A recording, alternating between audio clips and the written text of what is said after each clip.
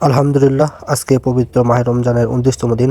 তো প্রায় রোজা শেষের দিকে, বলতে গেলে আরেকটি রোজা রয়েছে। তো আমরা আজকে যাচ্ছি আমাদের গ্রামের ঐতিহ্যবাহী মাঠটি, সেটি পরিষ্কার করতে। নাজিম ভাই বললো, ছেলেপেলে কোথায় আছো, সবাই চলে আসো, আজকে আমরা আমাদের সেই ঐতিহাসিক মাঠটা আমরা পরিষ্কার করবো, কারণ 2 দিন পরে সেখানে ঈদের জামাত অনুষ্ঠিত হবে। তো যে কথা সেই কাজ, আমরা সকলে গাড়ি নিয়ে রওনা দিয়েছি, হাতে হাতে একটি কোদাল এবং একটি কাঁদা নিয়েছি।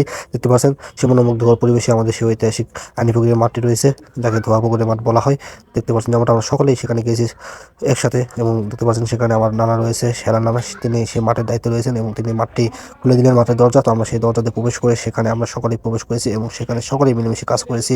সকলেই যে যা পেরেছি সাধ্যমতো কাজ করেছি, কেউ কোদাল দিয়ে, কেউ হাতুড়ি দিয়ে কাজ করেছি, এবং মাঠের যেগুলো আনাচে কানাচে পরিষ্কার করেছি, এবং অনেক কিছুই রয়েছিল যা খুবই অগোছালো, সেগুলো গুছিয়ে দিয়েছি, এবং অনেকটাই দেখতে পারবেন যে আমরা কতটা কী করতে পেরেছি। এবং এখানে শেষ পর্যন্ত আমরা ফিনিশিং ভিডিওটা করতে পারি না, কারণ আমরা শেষ পর্যন্ত ছিলাম না, কারণ আমরা শেষ পর্যন্ত থাকার কোনো পরিস্থিতি ছিল না, যেহেতু আমরা রোজা ছিলাম। যে আমরা সকল পাতা পুতো এবং সকল কিছু আবিজাবি যা রয়েছে আমরা সকল কিছু সেখানে রেখেছিলাম, এবং পরবর্তী সময় আমাদের এই নানিরা এবং মায়েরা সেখান থেকে সেগুলো কালেক্ট করে নিয়ে চলে গেছে। আমরা সকলে গাড়িতে করে চলে এসে বাসায়। তো সকলকে ধন্যবাদ, এবং অবশ্যই সবাই চেষ্টা করবেন জামাতের সঙ্গে নামাজটা আদায় করতে, কারণ এই ঈদের মুহূর্তটাই বিশেষ, বছরে ঠিক 2বারই আসে। তো সকলকে ধন্যবাদ এবং আসসালামু আলাইকুম। সকলে ভালো থাকবেন, অবশ্যই আমার পেজটা ফলো দিয়ে রাখবেন, সাথে করে আমার ইউটিউব চ্যানেলটি সাবস্ক্রাইব করবেন।